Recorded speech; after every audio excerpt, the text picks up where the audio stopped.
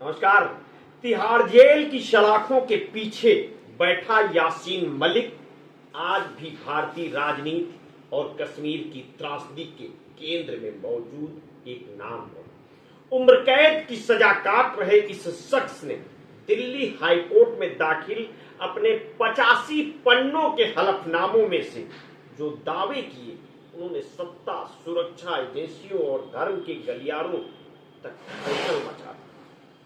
मलिक ने लिखा है कि कैसे एक ओर उसे आतंक का आरोपी कहा गया तो दूसरी ओर वही लोग उससे संवाद और सौदेबाजी करते रहे जिनके कंधे पर देश की सुरक्षा और नीति निर्धारण की जिम्मेदारी थी। उसका कहना है कि वर्षों तक देश के पूर्व प्रधानमंत्री, केंद्रीय मंत्री, खुफिया अधिकारी, विदेशी राजनयिक और यहां तक कि शंकराचार्य तक उससे मिलने उसके श्रीनगर वाले घर आए। वो खुद दावा करता है कि दिल्ली के इंडिया इंटरनेशनल सेंटर में राष्ट्रीय स्वयंसेवक संघ के नेताओं के साथ उसने 5 घंटे लंबी बैठकें की और यह संवाद एक थिंक टैंक की पहल पर हुआ था। और यह तस्वीर खींचते हुए वह सवाल करता है कि आखिर क्यों समाज और राजनीति के प्रभावशाली लोग उससे दूरी बनाने के बजाय उससे बार बार गले लगाते रहे। मलिक ने हलफनामे में खुद को 2001 की वाजपेयी सरकार के रमजान युद्ध विराम का सूत्रधार बताया। उसका कहना है कि दिल्ली में उसकी मुलाकात अजीत डोभाल से हुई और जिन्होंने उसे तत्कालीन खुफिया ब्यूरो प्रमुख श्यामल दत्ता और राष्ट्रीय सुरक्षा सलाहकार ब्रजेश मिश्रा से मिलवाया।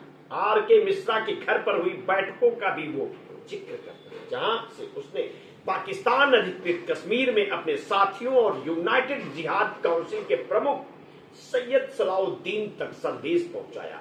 हुर्रियत नेताओं की ओर से संयुक्त बयान उसी कोशिश का नतीजा बताया गया। वाजपेयी और आडवाणी के समर्थन से उसे पासपोर्ट मिला और उसने अमेरिका, ब्रिटेन, सऊदी अरब और पाकिस्तान तक की यात्राएं की है, जहां वो अहिंसक लोकतांत्रिक संघर्ष का पैगाम देने का दावा करता रहा। वो आगे कहता है कि 2006 में तत्कालीन प्रधानमंत्री मनमोहन सिंह ने उसे औपचारिक वार्ता के लिए बुलाया था, लेकिन सबसे विस्फोटक दावा उसका यह है कि पाकिस्तान में लश्कर-ए-तैयबा के संस्थापक और 26/11 हमले के मास्टरमाइंड हाफिज सईद से मुलाकात के बाद मनमोहन सिंह ने निजी तौर पर उसे धन्यवाद दिया था। मलिक के अनुसार ये मुलाकात उसकी पहल नहीं बल्कि भारतीय खुफिया एजेंसियों की पहल थी, जिन्होंने उससे कहा था कि जब तक जिहादी नेताओं को बातचीत में शामिल नहीं किया जाएगा, शांति प्रक्रिया आगे नहीं बढ़ सकती। और वो लिखता है कि हाफिज सईद ने उसके आग्रह पर सम्मेलन बुलाया, जहां उसने आतंकवादियों से शांति की राह अपनाने की अपील की। भारत लौटने पर उसका कहना है कि खुफिया ब्यूरो ने उससे डीब्रीफिंग की और फिर उसे सीधे प्रधानमंत्री को रिपोर्ट देने को कहा था। और उसी शाम मनमोहन सिंह से राष्ट्रीय सुरक्षा सलाहकार M.K. नारायणन की मौजूदगी में मुलाकात की थी। यही उसने दावा किया कि मनमोहन सिंह ने उसके धैर्य और समर्पण की तारीफ करते हुए कहा था कि वो उसे कश्मीर में अहिंसक आंदोलन का जनक मानते। और यही नहीं, मलिक ने हलफनामे में यह भी लिखा कि बीपी सिंह से लेकर नरसिम्हा राव, चंद्रशेखर, देवगौड़ा, गुजराल, वाजपेयी और मनमोहन सिंह तक 6 प्रधानमंत्रियों की सरकारों ने उसे मंच और सहयोग दिया है। पर दूसरी तरफ उसी हलफनामे की छाया में उसकी हिंसक विरासत भी जुड़ी है। 1990 में कश्मीरी पंडित नर्स सरला भट्ट का अपहरण और उसकी गैंगरेप के बाद हत्या का मामला आज भी उसके गले की फांस बना हुआ है।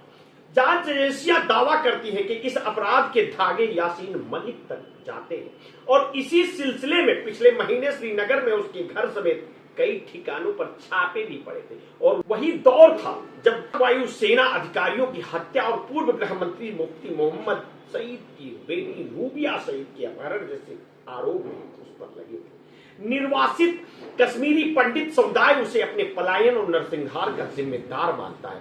आज मलिक जेल की कोठरी में बैठा है और NIA उस पर मृत्युदंड की मांग कर रही है, पर उसका हलफनामा भारतीय राजनीति के उस अंधेरे सच को उजागर करता है जहां आतंक और कूटनीति की रेखाएं धुंधली पड़ जाती हैं। ये कहानी सिर्फ एक व्यक्ति की नहीं बल्कि इस बात की भी है कि कैसे राष्ट्र की सुरक्षा और शांति की तलाश में सत्ता ने बार बार उन्हीं हाथों में सौदा किया जिन पर खून के छींटे लगे थे। और यह प्रकरण कश्मीर की त्रासदी और भारतीय राज्य की उलझनों का दस्तावेज बन चुका है, जहां भरोसा और विश्वासघात, संवाद और दाग सब एक दूसरे से गड्ढमड्ढ होकर सामने आते हैं। मिलते हैं किसी नेक्स्ट स्टोरी के साथ। आपने अगर अभी तक हमारे चैनल को सब्सक्राइब नहीं किया तो तत्काल कर लीजिए, बेल आइकन दबाना बिल्कुल ना भूलिए।